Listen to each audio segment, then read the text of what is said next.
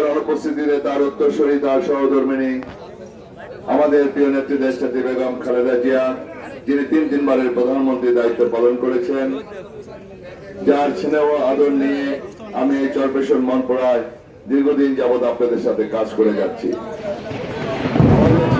নেত্রীর প্রতি কৃতজ্ঞতা জানাই এবং তার জন্য দোয়া প্রার্থনা করছি, আপনাদের সকলের কাছে দোয়া আবেদন করছি, আমাদের প্রিয় নেত্রীকে যেন আল্লাহ রাব্বুল আলামিন হায়াত দান করেন, তাকে যেন সুস্থ করে দেন, আবার আমাদের মাঝে দেশের নেতৃত্ব দিতে পারেন, সেই দোয়া করি আল্লাহর কাছে।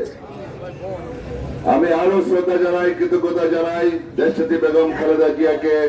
শেখ হাসিনা ঈর্ষান্বিত হয়ে, খুনি হাসিনা, ভোট চোর, ভোট ডাকাত, এই স্বৈরাচার মাফিয়া সরকার প্রধান শেখ হাসিনা যখন এই ক্ষমতাকে পাকাপোক্ত করার জন্য, তার ক্ষমতাকে দীর্ঘ করার জন্য প্রতিহিংসা পরায়ণ হয়ে আমাদের প্রিয় নেত্রীকে মিথ্যা সাজা দিয়ে কারাগারে রাখা হয়েছিল, তার অনুপস্থিতিতে তার জ্যেষ্ঠ সন্তান দেশনেত্রী বেগম খালেদা জিয়ার উত্তরসূরি শহীদ রাষ্ট্রপতি জিয়াউর রহমানের জ্যেষ্ঠ সন্তান আমাদের ভারপ্রাপ্ত চেয়ারম্যান জনাব তারেক রহমানের প্রতি কৃতজ্ঞতা জানাই। খালেদা জিয়ার অনুপস্থিতিতে যিনি আমাদের বিএনপিকে সুসংগঠিত রেখেছেন, টেকনাফ থেকে তেতুলিয়া পর্যন্ত, রূপসা থেকে পাথরিয়া পর্যন্ত ঐক্যবদ্ধ রেখেছেন, এবং আওয়ামী লীগ বারবার আমাদের দলকে ভাঙন ধরাবার চেষ্টা করেছিল, দুর্বল করার চেষ্টা করেছিল, মামলা গুণ খুন দিয়ে বিভিন্ন ভাবে আমাদের দলকে দুর্বল করতে চেয়েছিল।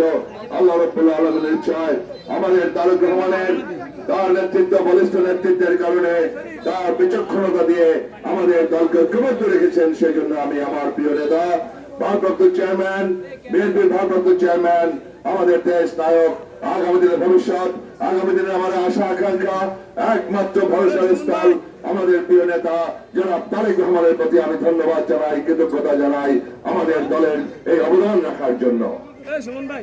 সবাই বন্ধুরা, আজকে আমি আল্লাহ রাব্বুল আলামিনের কাছে কোটি কোটি শুকরিয়া আদায় করছি। দীর্ঘ 17 বছর আমি আপনাদের মাঝে আসতে পারি নাই, দীর্ঘ 17 বছর যাবৎ কোরবানি দিতে পারি নাই আপনাদেরকে নিয়ে। আমি চরপেশনে আল্লাহর কাছে লাখো কোটি শুকরিয়া। ঈদুল আজহার নামাজ ঈদগাহ মাঠে আমি পড়তে পেরেছি, আমার বাসায় অসংখ্য আমার নেতা কর্মীদেরকে নিয়ে আমি ঈদ উদযাপন করতে পেরেছি। আজকে নীলকমলে এসে আপনাদের মাঝে জোলারহাট এই পশ্চিমাঞ্চলে এসে আপনাদের সাথে মিলিত হতে পেরেছি। আজকে জনসভায় বুক ফুলিয়ে বক্তব্য রাখতে পেরেছি।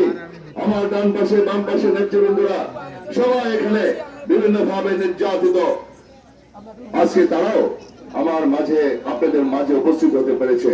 আপনারাও যে এখানে আমার সামনে উপস্থিত হতে পেরেছেন নির্ভয়ে, নিঃসংকোচে, নিশ্চিন্তে, বুক ফুলিয়ে, এই জন্য আমি আল্লাহ রাব্বুল আলামিনের কাছে লাখো কোটি শুকরিয়া আদায় করছি।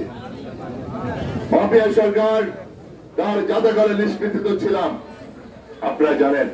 আমাদেরকে হামলা মামলা খুন দিয়ে, গুম খুন দিয়ে আমাদেরকে দাবিয়ে রাখতে চেয়েছিল, আমাকে গুলি করেছিল শেখ হাসিনার পুলিশ বাহিনী, আপনারা জানেন।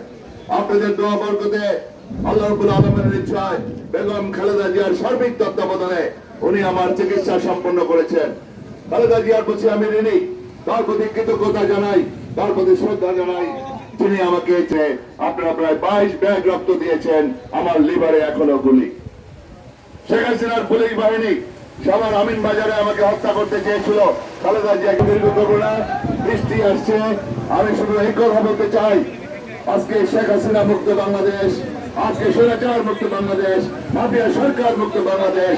আজকে বাংলাদেশ জাতীয়তাবাদী দল, বৃহত্তম রাজনৈতিক দল, আগামী দিনের নির্বাচনে ইনশাআল্লাহ খালেদা জিয়ার হাতকে শক্তিশালী করবেন, তারেক রহমানের হাতকে শক্তিশালী করবেন, সেই আহ্বান জানিয়ে আমি আমার বক্তব্য